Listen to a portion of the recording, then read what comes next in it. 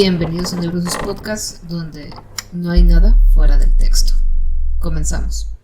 Bueno, bienvenidos a Neurosis Podcast. El día de hoy tenemos un invitado especial.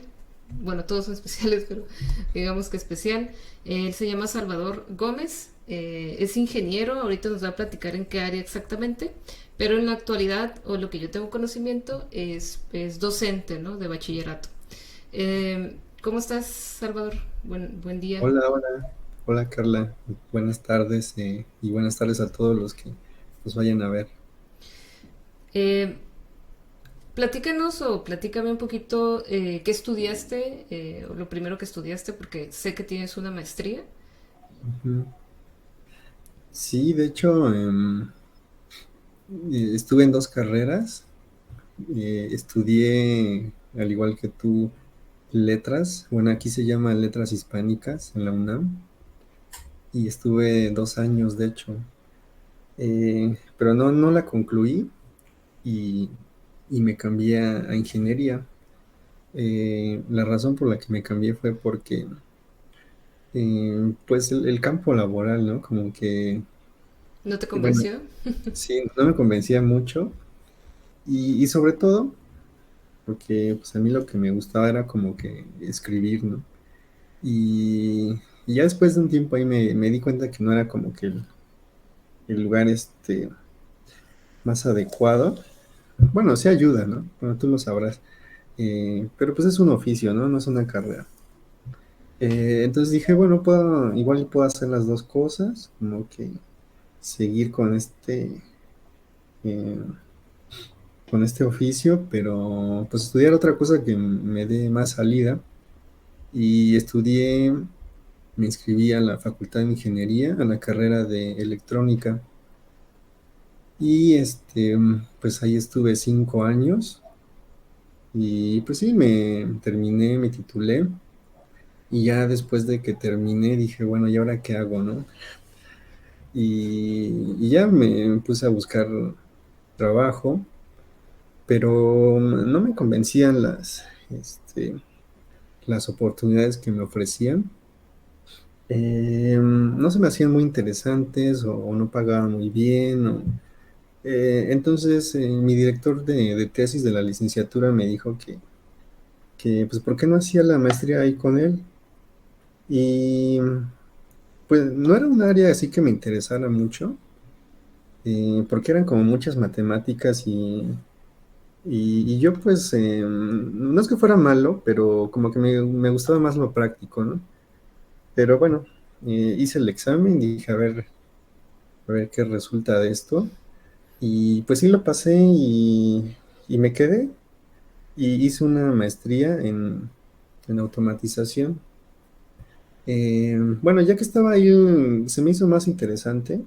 La verdad es que no me aburrí para nada. Fue algo que dije, bueno, aquí puedo hacer como carrera. Y terminé y me titulé y todo, ¿no? Entonces eso fue lo que estudié. Y bueno, vamos a empezar por la maestría. En automatización, ¿qué hiciste? ¿Cuál fue tu tema principal? Bueno, hay como tres ramas, eh, pero la mía, que de todas las que estuve revisando, fue la de robótica. Eh, en la ingeniería, en la automatización, como que en la robótica no lo ven como algo así, como muy sofisticado, ¿no? Como que es un problema ya resuelto. De hecho, en las empresas, pues no se usan ya matemáticas, sino que todo ya está, nada más pones ahí un controlito, le das play y ya, ¿no? Solito funciona. Pero, pues a mí como que, pues me impresionaba ver, ¿no? Cómo funcionaban esos robots. Y al principio fue muy difícil porque, eh, digo, al final ya nada más usas, te digo, ¿no? Un controlito que lo hace todo. Pero al principio sí son muchas matemáticas que además debes aplicar y, y ¿cómo te diré? Cuando no diseñas todo, lo programas y lo echas a andar, pues pues no funciona, ¿no? O sea, el robot ahí, o sea, era un brazo, ¿no? Era un brazo robótico y ahí hace cualquier cosa y de hecho un día me estaban echando la culpa a mí de que lo había descompuesto. Yo digo que no fui yo, Quizá. pero hay una posibilidad, ¿no? Hay Hay una una posibilidad. posibilidad. De Sí, sí, probabilidad y posibilidad es diferente, pero hay una posibilidad. ándale, una posibilidad. Este, y ese fue mi tesis también, hacer controlar un robot, pero del tipo brazo articulado, de esos que tal vez los hayan visto eh, armando coches, ¿no? Sí, a mí me tocó estudiar electrónica en preparatoria y uno de los proyectos o mi proyecto final fue hacer un brazo. Obviamente fracasé rotundamente porque no calculé el peso. Y hubieron otras situaciones, pero supongo que esta curva de aprendizaje, o en inglés siempre lo llaman como curva de aprendizaje, en español igual hay otros términos, en el, como tú dices, ¿no? Entras a estudiar un poco de electrónica enfocada hacia la robótica, hacia la programación, pero ya el mundo o la teoría está mucho más avanzada, ¿no? En lo práctico, que lo que vas aprendiendo. Y eso se vuelve obsoleto o la misma obsolescencia del sistema. Y después de estudiar la maestría, ¿no viste oportunidades de trabajo en esa área? ¿O solo de mantenimiento, por ejemplo, en empresas? Mm, sí, de hecho, cuando ya estaba yo en el último semestre, entró pues un compañero, ¿no? A hacer su doctorado y él me dijo que ya había trabajado en eso, ¿no? Que ya tenía como 5 años y que no le había gustado. Y yo dije, bueno, a ver, ¿no? Yo estoy estudiando una maestría para trabajar en eso y él ya trabajó en eso y mejor se salió para hacer un doctorado. Y pues me platicó, me dijo que pues que aquí uno, ¿no? Uno se quiebra la cabeza, pues estudiando, pero que ya en el campo laboral pues no lo usas, ¿no? No lo usas, ya todo está resuelto, nada más, es más bien como que tú asumas la responsabilidad por si algo sale mal, ¿no? Porque pues ya todo se mueve solito y si algo no funciona, pues nada más le dices al proveedor que lo cambie. Y, y pues eso fue lo que me dijo y además, pues tienes que irte a trabajar como, eh, pues Aguascalientes, Puebla, Ah, claro, Hermosillo. digo, también situándote un poquito, ¿no? Bueno, yo estoy en Tijuana, pero tú estás Sí, en el Estado de México, digo, para sí, que se sí, contextualice un poquito. Y allá, pues, tienen otro tipo de campo laboral. O sea, si yo te dijera Tijuana, bueno, creo que aquí hay mucho campo en el área de mecatrónica, electrónica. Hay mucho campo laboral en áreas de construcción de aeronaves, ¿no? Automotriz. Eh, allá. entonces sí, como que cambia también la perspectiva. Y en No, el mira, campo, perdón, sí, me hubiera dicho antes, cuando hubiera terminado la maestría me hubiera ido para allá a ver qué había, porque no sabía, no sabía. sí, aquí todavía ese campo se mueve bastante. Y bueno, al final la maestría creo que el punto es especializarte como en el área de la academia. ¿A ti la academia te interesa? Em, sí, sí, sí, digo, ya ahorita ya estoy bien metido en eso, ¿no? Pero al principio como que me definía como una persona así, muy práctica, ¿no? O sea, eh, la teoría, pues nada más me interesaba aprenderla porque, bueno, tenía que acreditar, ¿no? Las materias y y pues eso me permitía aprender más, ¿no? De lo que me gustaba, pero la verdad es que al principio no me parecía atractivo ese mundo. Eh, no, nunca me imaginé que pues, me iba a terminar dedicando a la docencia. Eh, pero bueno, si me preguntas de ahorita, pues te puedo decir que ya, ¿no? O sea, pues ya conozco todos los entretelones, ¿no? De la academia y y pues tú lo sabrás, ¿no? pues es una lucha, ¿no? De ir escalando y un poco usando los codos, ¿no? Sí, digo, mucho los codos, las piernas, las rodillas, todo, sí.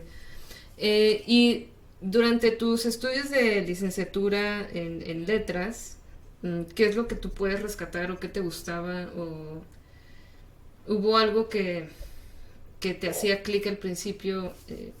¿En qué sentido? No sé, literario, de la lengua misma, no sé.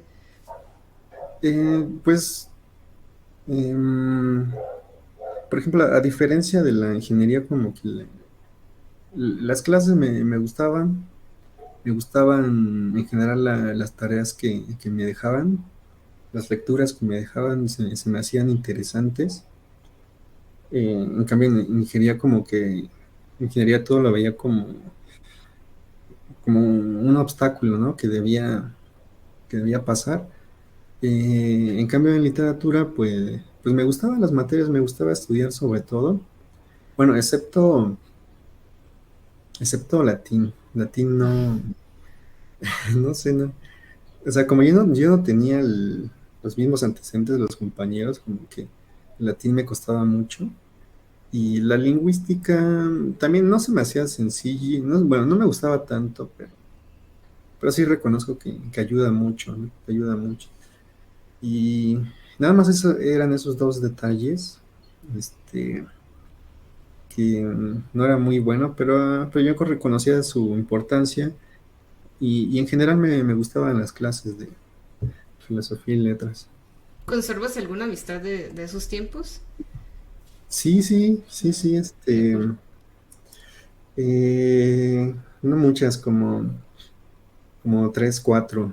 Bueno, es que ahora con las redes sociales, pues, Sí. este, ahí los tienes todo. Y me llegan invitaciones, ¿no? De que hacen una revista y hacen una presentación, o alguien que es escritor, pero pues ya por su cuenta, ¿no? Como independiente, ¿no? Independiente. Independiente. Me invita a sus presentaciones. Algunas sí he ido, y otras no tantas, pero sí, sí, todavía, todavía los saludo ahí de vez en cuando. Ah, eso está bien, eso está cool. Sí, de Y, hecho, perdón, ujú. me han invitado a que escriban sus revistas y en alguna he participado. ¿Y qué tipo de... a qué tipo de escritura le dedicas más tiempo? ¿Narrativa, poesía?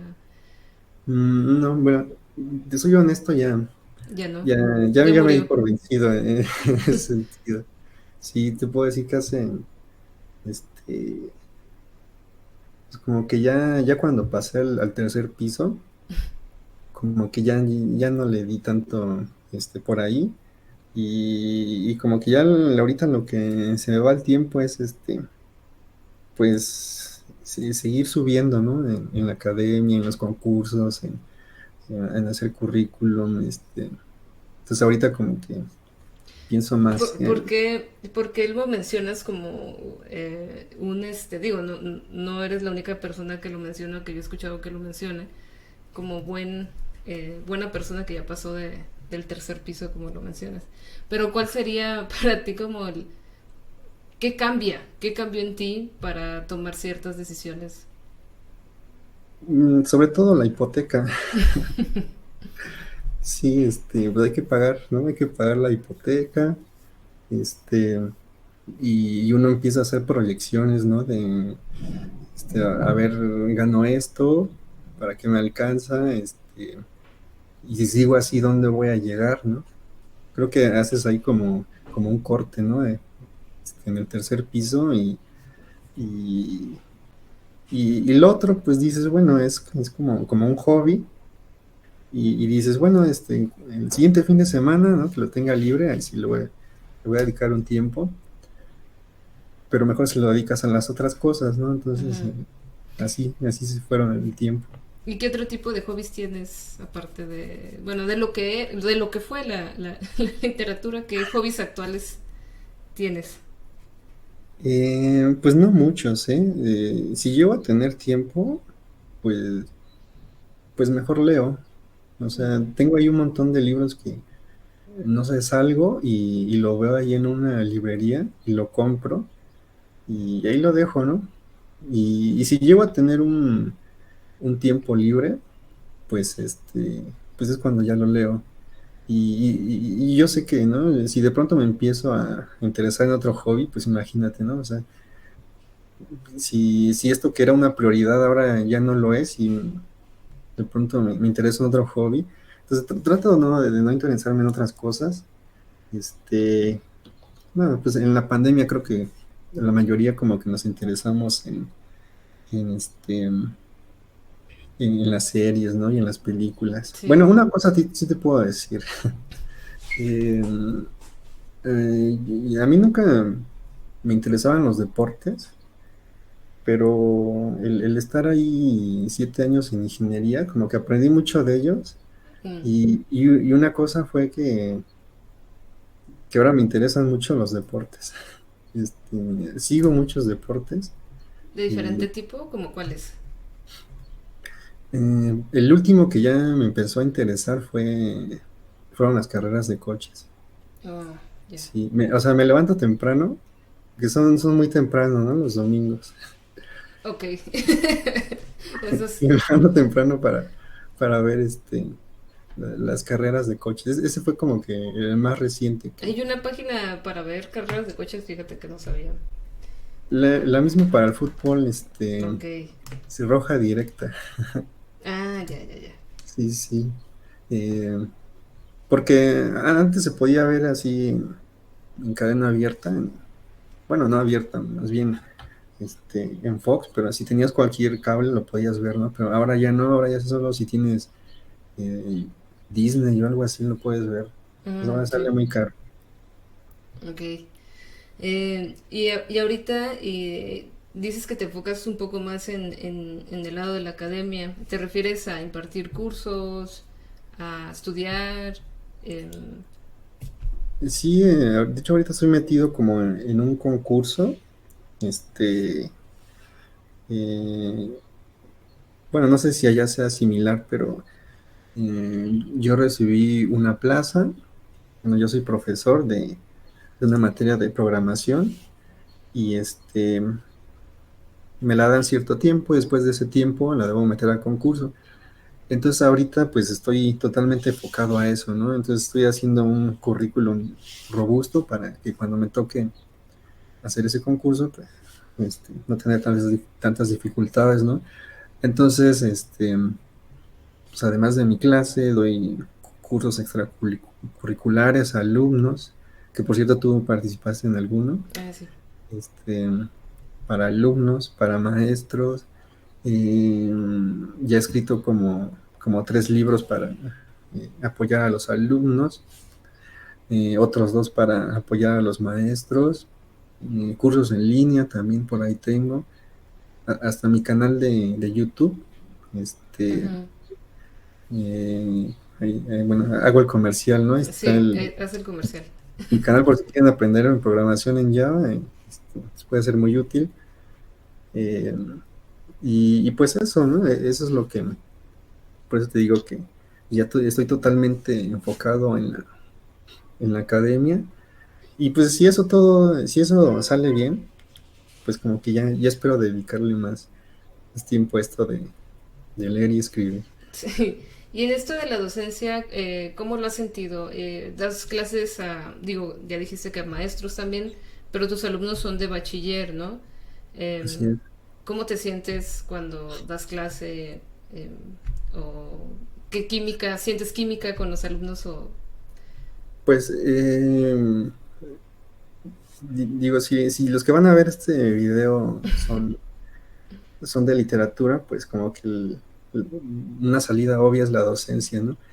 Y si les van a dar clases a alumnos de bachillerato, pues creo que depende mucho de la forma de ser de cada persona, pero sí es duro empezar, es duro empezar. Eh, pues yo cuando comencé en esto de la docencia en el bachillerato, pues sí me costó mucho trabajo, porque digamos yo había, y eso es como un consejo, ¿no? Que les doy. bueno, por lo menos en las matemáticas, a mí me habían enseñado así de una forma muy rígida, y yo quería hacer eso, ¿no? Ujú. O sea, yo era súper estricto, ¿no? Y así. Y con el tiempo me di cuenta de que no, no es la forma correcta. Digo, ellos son adolescentes y todo, pero puedes dialogar, ¿no? O sea, puedes dialogar con ellos. Por ejemplo, yo creía que si desde el principio no daba yo una imagen de rigidez, ¿no? Pues no me iban a tomar en serio, no iban a respetar, sobre todo porque era un maestro que pues, se veía muy joven, ¿no?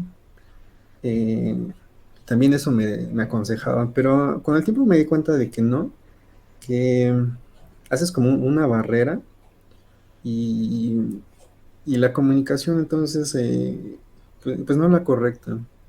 Y los adolescentes entienden si les hablas con naturalidad. Entonces creo que sí he cambiado. Cada vez, mm, pues no diría que ahora me cuesta, pero, o sea, la docencia en sí cuando es en una escuela pública, no sé si también sea tu caso, pues tienes muchísimos alumnos, ¿no? Sí. Tienes muchísimos alumnos y no puedes tomarles a todos la atención que se merecen y, y pues cada persona es una historia diferente y pues uno nada más les pone un número, ¿no?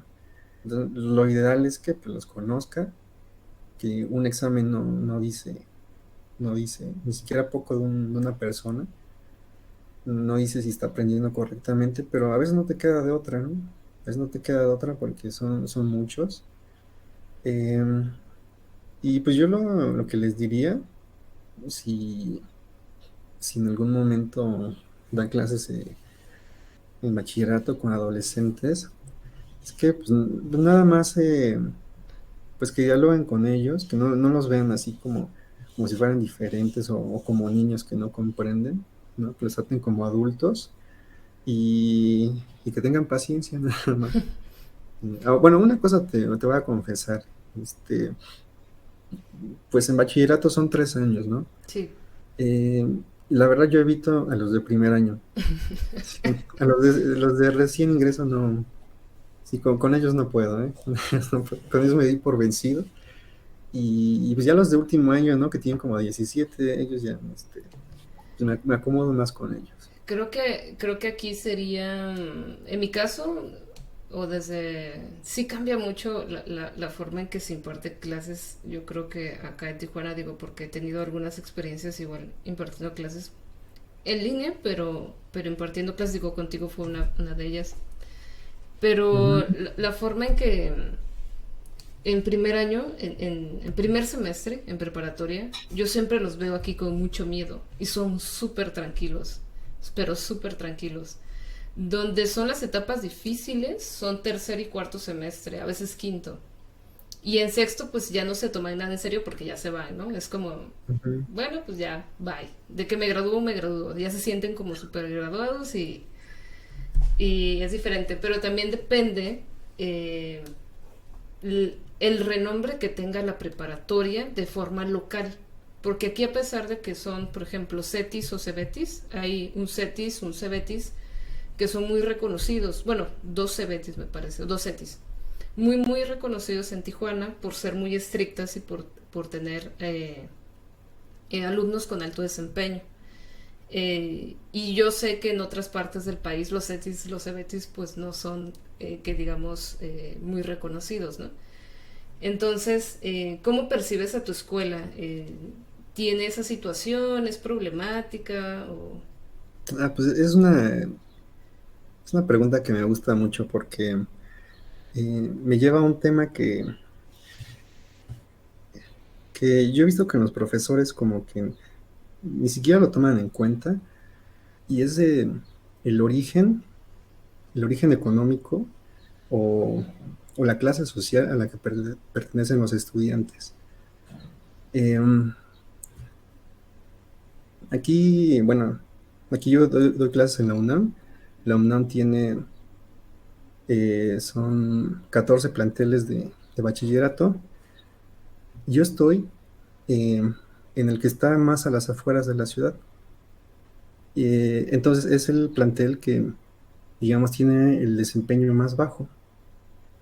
Y, y yo lo que creo, y no solo yo, sino, por supuesto, me he documentado en este asunto, es que hay una relación directa entre los ingresos que tiene, bueno, no el alumno, ¿no? Su familia y y su nivel académico. Entonces, el plantel que tiene más alto rendimiento académico es también el plantel que recibe a los alumnos con mayores ingresos. Eh, entonces, para mí, pues es como un reto, ¿no? O sea, digamos, tengo a los alumnos que pues tienen menor promedio, pero yo no creo que tenga algo que ver, este, o sea, que sean mejores o peores personas o mejores o peores alumnos, sino que pues a veces cuando no tienes, ¿no? En tu casa, cuando no tienes un cuarto para ti solo, una computadora para ti solo, cuando tienes que acompañar a tus padres a vender en el mercado, ¿no? O sea, así no puedes ser un buen estudiante, ¿no? Y está como que romantizada esta figura del estudiante que pues vence la pobreza, ¿no? O que estudia y trabaja, ¿no? Ujú, También. ¿no? Eh, Sí, y digo, uno que otro lo hará, ¿no? Pero ¿qué hacemos con el 90% que no es así, ¿no? Entonces, yo estoy en un plantel difícil por su entorno, porque, bueno, eh, o sea, yo estoy en el Estado de México, la Ciudad de México está a un ladito. En la Ciudad de México, pues ahí tienen todos los servicios, ¿no? La seguridad también tiene mucho que ver, y aquí en el Estado de México es todo lo contrario. Eh, entonces, bueno, yo también te preguntaría a ti, ¿no? O sea, eso del prestigio de las escuelas, o sea, ¿tú crees que por entrar a una escuela ya así como que, o sea, ya seguro que un alumno ya salga como un buen estudiante? eh, yo creo que es multifactorial. Hay un factor psíquico, psicológico hacia el alumno. Digamos, aquí está la preparatoria de Lázaro Cárdenas, está el CETI 58, CEBETI 156, CETI 156 me parece, y CEBETIS, se me fue el número. Pero digo, preparatorias muy importantes en renombre y también en exigencia. Y yo creo que desde el principio te lo empiezan a decir tanto que como estudiante te lo crees y también te autogestionas para ser ese tipo de estudiante.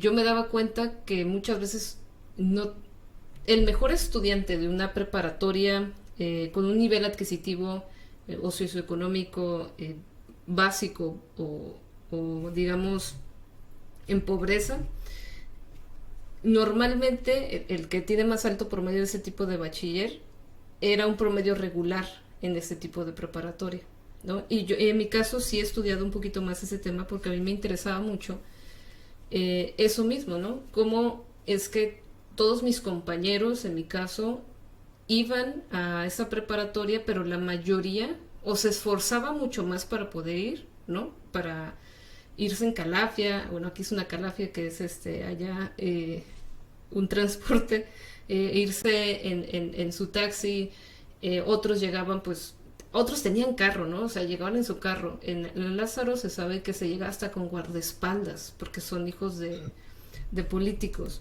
Wow. Eh, y es escuela pública, ¿no? Es una escuela preparatoria federal, Lázaro Cárdenas. Y eso es algo que tenemos como muy en mente, pero yo creo que es multifactorial. Uno, si es el nivel socioeconómico, yo creo que tienen más tiempo. En mi tiempo, el acceso a Internet era mucho más valioso, como en tu tiempo, me supongo. O sea, quien tenía acceso a Internet a los 10 11 12 años y una computadora y demás, o tenía videojuegos, desarrollaba más destrezas que el resto. Yo crecí con HTML, o sea, yo crecí usándolo, yo crecí editando típicas páginas de MySpace, ¿no? Eh, y creo que eso al final sí genera una diferencia al resto, el tener acceso a a ciertos recursos. Hay diferentes investigaciones que sí hay una, como tú dices, hay una correlación entre el nivel adquisitivo debido a que tienen el tiempo, tienen los recursos, no tienen estrés, que eso es otra, no trabajan, los que sí tienen cierto nivel adquisitivo. Y me tocó también conocer, y he conocido a lo largo del tiempo, alumnos que trabajan en preparatoria. E incluso en Tijuana, los alumnos de preparatorias técnicas, normalmente al terminar, o justamente cuando están en sus prácticas profesionales o servicio social más bien, servicio social técnico, se van directo a las maquilas. Y muchos, por irse a las maquilas y porque ya empezaron a ganar un sueldo, pues como tú sabes, ¿no? De mantenimiento de sistema, que normalmente eso, las maquilas aquí prefieren muchas veces pagarles a un técnico que pagarle a un ingeniero. El técnico se impresiona de lo que puede ganar y deja de estudiar en la universidad. Entonces, yo sí creo, y además, bueno, aquí las preparatorias hacen convenios con estas maquilas. Entonces sí creo que es como muy complicado el determinar si una escuela o un centro es mejor o peor, eh, sino que creo que también la fama psicológicamente que le vamos creando a ese contexto, también se hace una autosugestión al alumno y al profesor. El profesor, yo creo que tendemos a no exigir, este, y sí tengo un tema, ¿eh? Ahorita que lo mencionas, sí tengo un tema con respecto a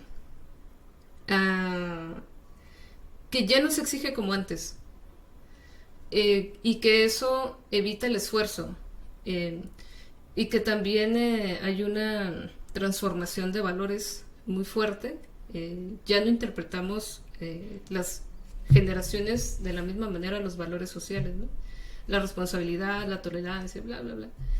Eh, sí lo creo como un tema bastante complicado. Pero bueno, por ejemplo, aquí en la UNAM cada vez es más complicado entrar. Entonces, para entrar como que necesitas, pues ser pues que le estudiaste mucho, que fuiste un buen estudiante. eh, y ahora, ¿quiénes logran eso, no? ¿Quiénes logran eso? Pues, pues está eh, o sea, el tener dinero no quiere decir que seas un buen estudiante o no, sino que te da Ujú, más oportunidades, ¿no? ujú. Y, y si no eres un buen estudiante, pues no sé, tal vez te pagan un viaje al extranjero y aprendes inglés y listo, ¿no? Sí. O tienes conexiones que te permiten, pues, pues tomar mejores empleos. Digo, Y, añadiendo un poquito a lo que dices, también tiene ujú, mucho que ver con la familia. Y es que por eso te digo que hablo de una transformación de valores. Porque la familia es la que empieza a decir, sobre todo, es que aquí tenemos un diferente contexto. Creo que la UNAM sí genera esa competencia. No tan sana, pero la genera a partir del examen, ¿no? Porque eso significa que van a ir a la UNAM. En Tijuana es un poco distinto porque no hay ningún pase directo para la universidad. Entonces, aquí eh, el que entra a la preparatoria entra por su mismo contexto. eh, y si tú quieres ir a una preparatoria lejos, te tienes que esforzar mucho más, ¿no? Eso es lo único, pero en general tú tienes que ir a una preparatoria según el lugar donde vivas. Eh, Allá también supongo que es un poco así, pero también hay esta necesidad de la familia en que haga un buen examen para que quede en una buena área y pueda entrar a la UNAM en su mejor el campus, ¿no? pero yo considero que ese instrumento de un examen, bueno, de hecho, en algún curso, me encontré con eh, pues la gente que se dedica a hacer estos exámenes, ¿no? Que pues, lo hacen mucha gente y se quedan pocos. Y ellos reconocían que no era un instrumento justo, ¿no? No era un instrumento justo porque pues las personas pues tienen muchas habilidades y que sea un examen de opción múltiple el que diga quién sí tiene futuro aquí y quién allá, pues es un, o sea, al final esos exámenes para ingresar a cualquier universidad son, pues, son instrumentos que, bueno, esto ya tal vez sea nada más como de mi parte, que fomentan la discriminación. Claro, sí, definitivo. Ahora, claro, ahora lo que me decían estas personas, ¿no? Pero es que, ¿qué hacemos, no? O sea, si, si 200,000 personas quieren entrar, ¿qué otra cosa hacemos, no? O sea, no tenemos otra forma de evaluar a una persona. Bueno, es que el punto es que podríamos, sigue siendo injusto. El examen, digo nada más paréntesis para los exámenes y sobre todo porque ahorita estoy estudiando mucho sobre evaluación y el tema de evaluación es extenuante y es muy difícil evaluar un sistema escolar, un producto educativo, es sumamente complicado porque hay que generar estándares, dimensiones, bueno, un buen de recursos conceptuales. Pero, y bueno, agregándolo a lo que dices, en diferentes países se agregan los instrumentos de entrevista, de grupos focales, de resolución de conflictos, de todas las habilidades que podría tener un ser humano y el cómo responde ante una situación complicada de estrés o un problema, ¿no? Y me parece que el problema educativo de México siempre se va a centrar en lo económico, ¿no? El problema es quién va a tener el tiempo para entrevistar a cientos y miles de estudiantes en un lapso determinado, que debería ser un tanto posible o probable, pero no tenemos ese sistema tan fino eh, como para lograrlo y por eso digo que es sumamente complicado y multifactorial. Sí, y es que, o sea, todo esto lo digo porque cuando yo entré a dar clases, como yo era como mis maestros de matemáticas, ¿no? O sea, si tú no me entregas la tarea, si no está bien hecha, pues es porque eres un flojo y estás reprobado. Y yo lo que trato de decir con todo esto es que, digo, en la medida de lo posible, tomemos en cuenta que el alumno es una persona que, que no sabemos qué tiene en casa, ¿no? No sabemos cuántas oportunidades tuvo para esforzarse para esa materia. Yo lo que veo muy seguido aquí, en el plantel donde estoy, y que es muy diferente a otros planteles, es que la mayoría no tiene familiares que hayan estudiado una carrera universitaria. Entonces ellos están como que en un mundo completamente nuevo, no saben si hay becas, no saben qué pasa si no tienen un buen promedio o cuándo empezar a estudiar para un examen, o sea, todo eso lo desconocen. Eso es muy determinante, la familia, de verdad. Igual yo lo veo en la universidad, ni siquiera en la preparatoria, ¿no? En la universidad dicen, es que a mí nadie me dijo sobre las becas. Bueno, es que no es que te tengan que decir, es que hay convocatorias y salen y hay que buscarlas y está todo este burocratismo, ¿no? Que inicia desde ese tipo de instancias institucionales.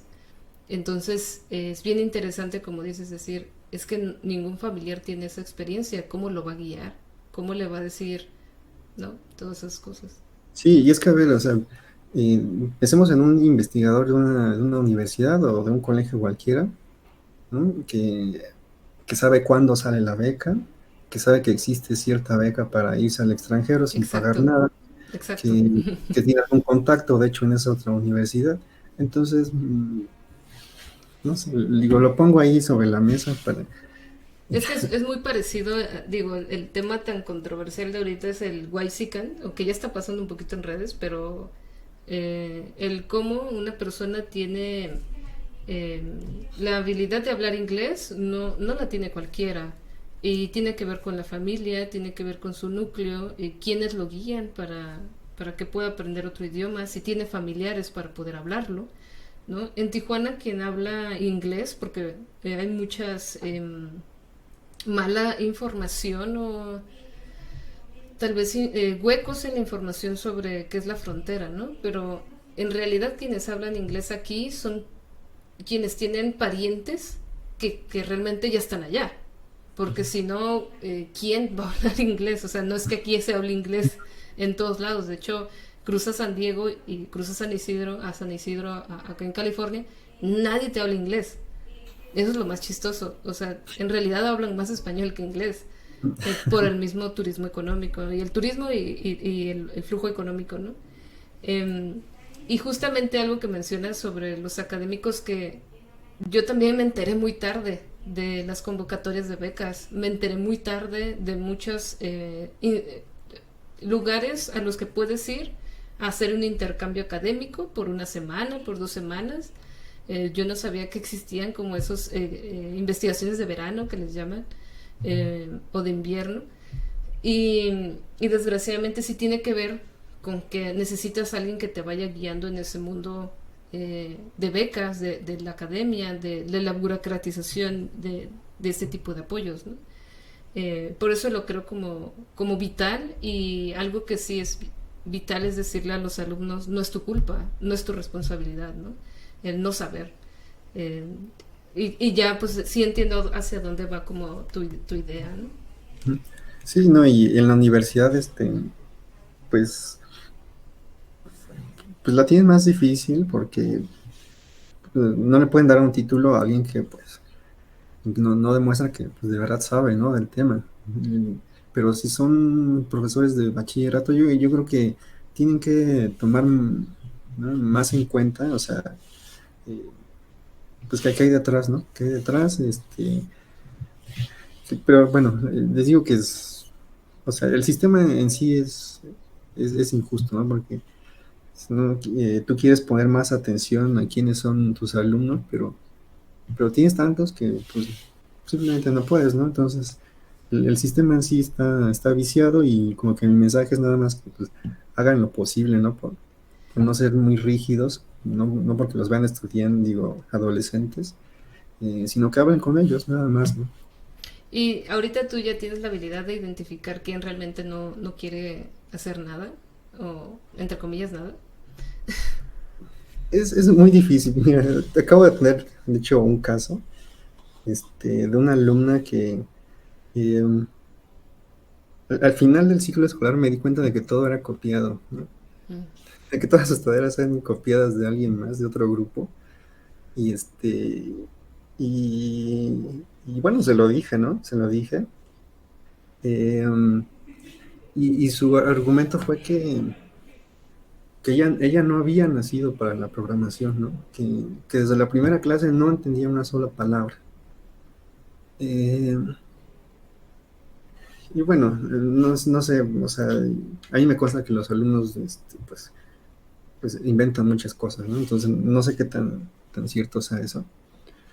Eh, pero, entonces, cuando alguien me dice que no nació para eso, eh, yo creo que no, porque yo recuerdo que no entendía mis clases de programación, y yo no entendía ni mis clases de matemáticas, ¿no?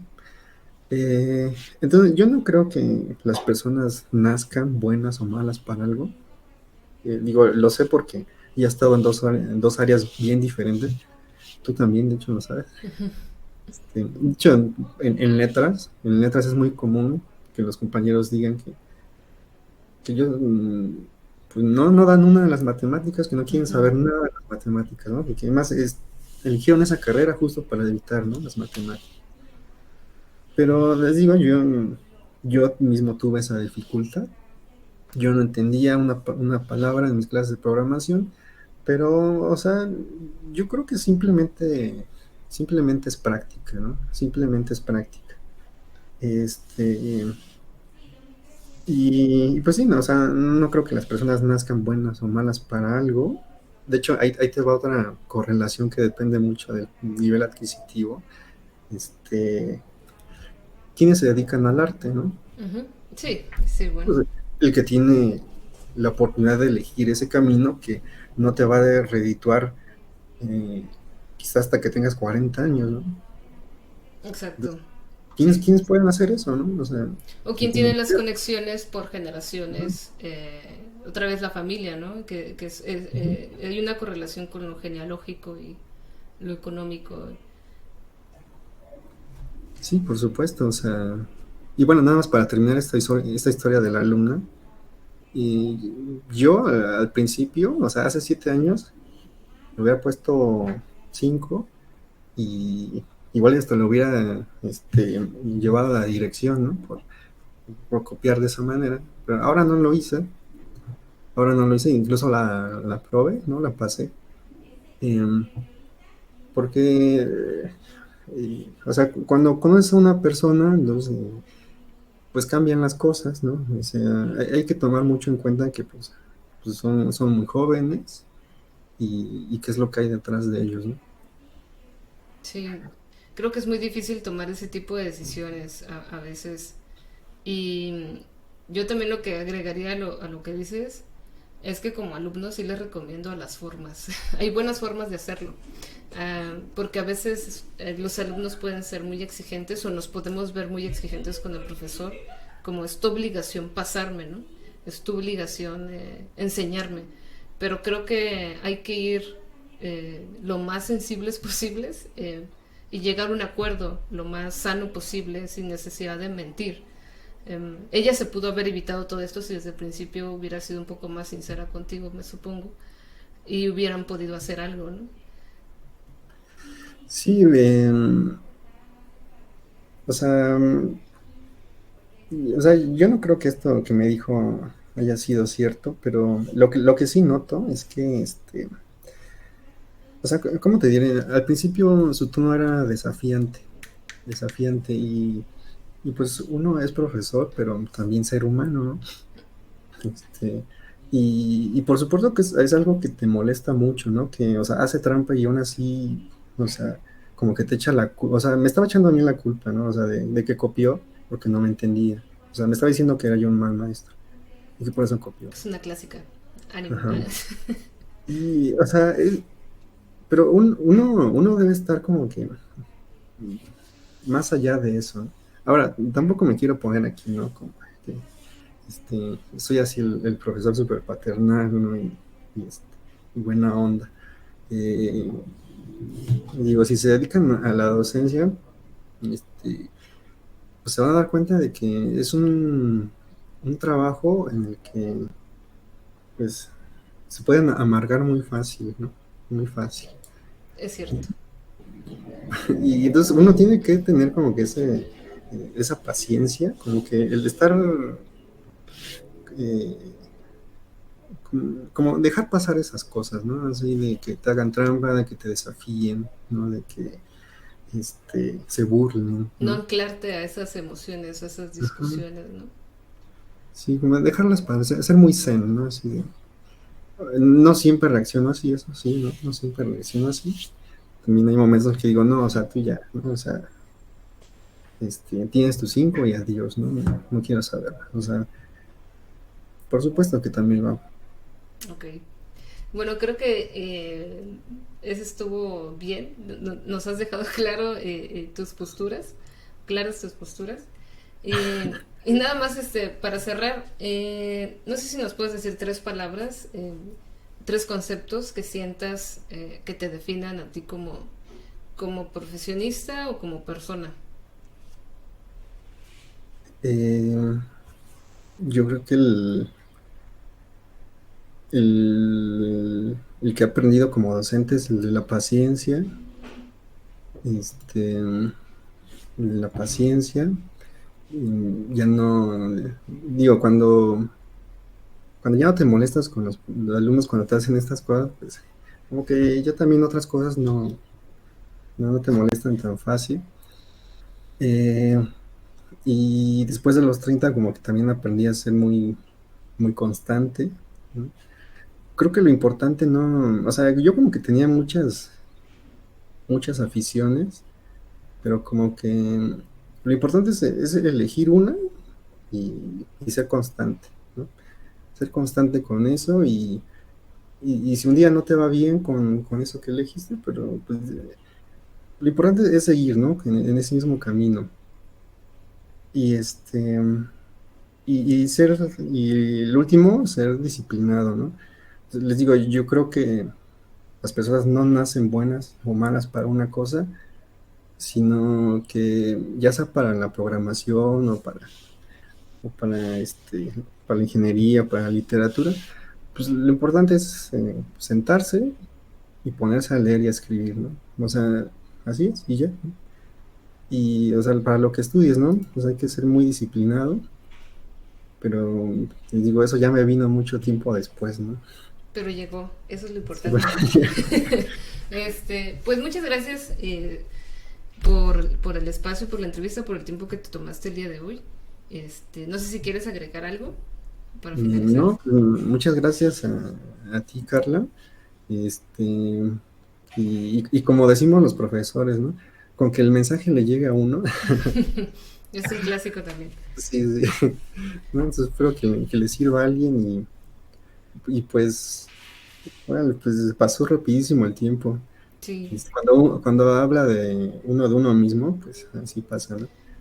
Nada, por, muchas por gracias. eso. Muy bien. Pues muchas gracias y pues gracias por escucharnos y nos vemos en algún otro episodio de Neurosis Podcast. Bye. Hasta luego. Pam, pam, pam, pam, pam, pam. Recuerda que puedes seguirnos en diversas redes sociales y gracias por escuchar.